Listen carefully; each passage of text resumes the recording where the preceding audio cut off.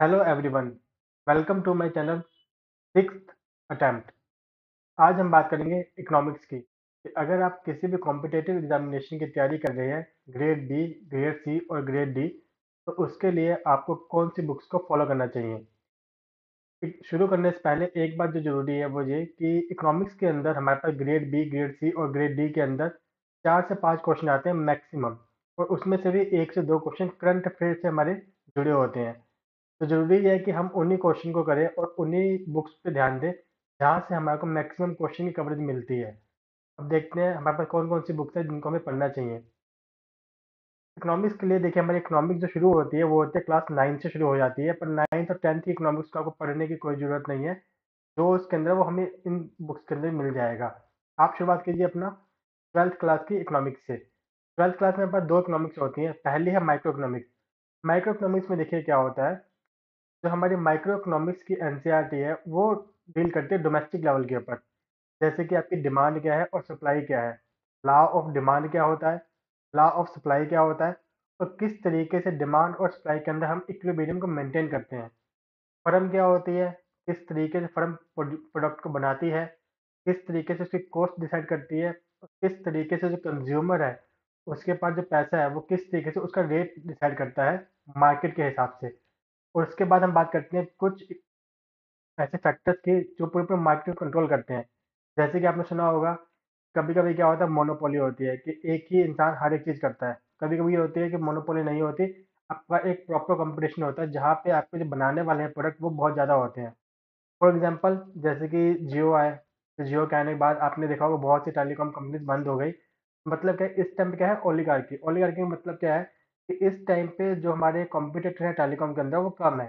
तो ये सब चीज़ें जो बेसिक कॉन्सेप्ट है ये आपको मिलेंगे 12th क्लास के एनसीईआरटी में, जिसका नाम है माइक्रो इकोनॉमिक्स। इसके बाद जो आपको पढ़नी है दूसरी एनसीईआरटी, वो है 12th क्लास की मैक्रो इकोनॉमिक्स।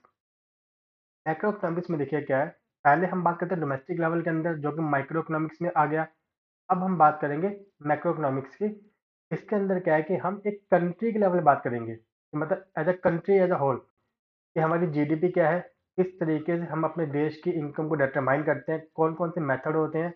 फिर हम ये चेक करते हैं कि आपका बैलेंस ऑफ पेमेंट क्या है, हम क्या इंपोर्ट करते हैं, क्या एक्सपोर्ट करते हैं। उसके बाद बैंकिंग सिस्टम, कि अगर हमारे को फाइनेंस की जरूरत है तो हमारे को पास फाइनेंस कहाँ से आता है, किस तरीके से आरबीआई चीज़ों को मेंटेन करता है, किस तरीके से हमारी मॉनेटरी पॉलिसी मेंटेन होती है। ये सब चीज़ें इसके अंदर आपको देखने को मिलेंगी। तो मैक्रो इकोनॉमिक्स क्या है, ये एज ए कंट्री के लेवल पे बात करेगी। और माइक्रो इकोनॉमिक्स क्या है, वो एक हाउस होल्ड लेवल पे बात करती है। ठीक है? तो ये दो बुकें जब आप पढ़ लेंगे तो इन दोनों बुकों से पढ़ने से क्या हो जाएगा, आपको जो बेसिक कॉन्सेप्ट है एक डोमेस्टिक लेवल के ऊपर और एक कंट्री के लेवल के ऊपर, ये दोनों ही क्लियर हो जाएंगे। और ये दोनों बुक्स जो है आपकी हद मार के मैक्सिमम से मैक्सिमम 160 से 170 पेजेस की हैं। मतलब आप इसको ईजिली पढ़ सकते हैं। अगर आपको इसको पढ़ने में कहीं दिक्कत हो या समझ ना आए, तो आप मुन्नाल पटेल सर्च कर सकते हैं यूट्यूब पे और उनके लेक्चर्स भी देख सकते हैं। उनके लेक्चर्स के अंदर ये चीज़ें कवर हैं। ठीक है? इसके बाद क्या करना है, इसके बाद आपको एक एनसीईआरटी और पढ़नी है, वो है 11th क्लास की एनसीईआरटी, जिसका नाम है Indian economic development. Indian economic development के अंदर देखिए क्या है कि हमारे यहाँ आफ्टर इंडिपेंडेंस 1947 1947 से लेकर अभी तक जो भी हमारी इकोनॉमी के अंदर हुआ है वो सब कुछ इसके अंदर है।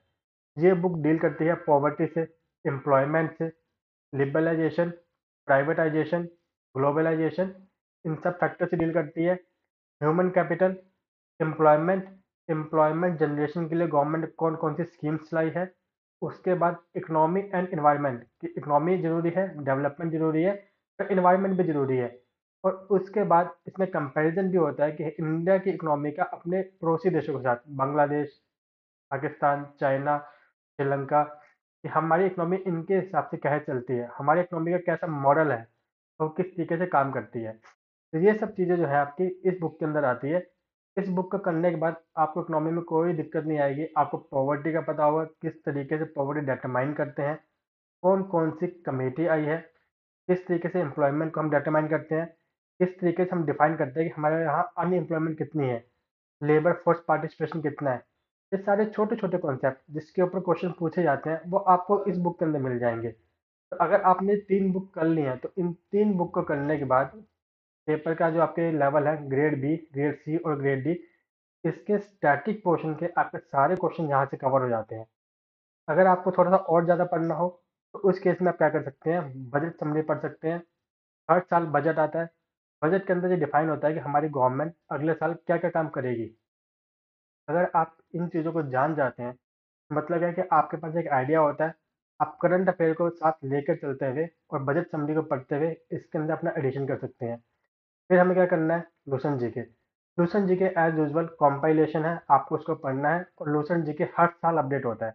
जिस तरीके से इकोनॉमी का डाटा हर साल अपडेट होता है, जीडीपी का डाटा हर साल अपडेट होता है, हमारी जीडीपी बढ़ती है, हमारी इकोनॉमिक ग्रोथ बढ़ती है, ठीक है। हम जो गवर्नमेंट है, हमारी गवर्नमेंट का जो बजट है वो हर साल बढ़ता है। तो उस तरीके से जो डाटा के आप पर चेंजेस आते हैं, वो सारे से चेंजेस आपके लूसेंट जीके के अंदर पहले से ही मेंशन होते हैं। इसके बाद आपको क्या करना है, लूसेंट जीके की ऑब्जेक्टिव बुक, जिससे आपको क्वेश्चन सॉल्व करने हैं। लूसेंट जीके जब आप पढ़ेंगे टॉपिक वाइज, उसके बाद जो क्वेश्चन है वो भी आपको करने हैं टॉपिक वाइज। इसके अलावा कुछ करना है, इसके अलावा अगर आप कर सके तो करंट अफेयर से अपडेट रहिए। जनरली क्या होता है, इकोनॉमिक्स के अंदर कुछ क्वेश्चन पूछे जाते हैं, जैसे कि एजेंसी के question, RBI, SBI, SEBI, IRDAI, जो हमारी रेगुलेटरी एजेंसी होती हैं। तो अगर आप करंट अफेयर के टच में रहेंगे तो आप इनके क्वेश्चन भी आराम से कर लेंगे कि ये कब फॉर्म हुई थी, ये क्या काम करती है, इनका फंक्शन क्या है। इतना मेरे ख्याल से सफिशिएंट है इकोनॉमी के लिए। अगर आप यूपीएससी लेवल पे जाते हैं तो मतलब आपको इसके अंदर सिर्फ एक बुक ऐड करनी होती है, वो है रमेश सिंह की बुक। उसके अलावा और कुछ नहीं करना होता। तो as a level B, level C और लेवल डी के लिए इतना काफ़ी है। आपको इकोनॉमिक्स करने के लिए इससे बाहर नहीं जाना है। और बिलीव में अगर आप ये 3 बुक पढ़ लेते हैं, 12th क्लास की माइक्रो इकोनॉमिक्स, मैक्रो इकोनॉमिक्स और 11th क्लास की Indian economic development plus current affair, तो आपका इकोनॉमिक्स में कोई भी क्वेश्चन नहीं रहेगा, आप सारे क्वेश्चन कर सकते हैं। अगर आपको ये वीडियो पसंद आई हो तो लाइक, सब्सक्राइब और कमेंट जरूर करें। Thank you.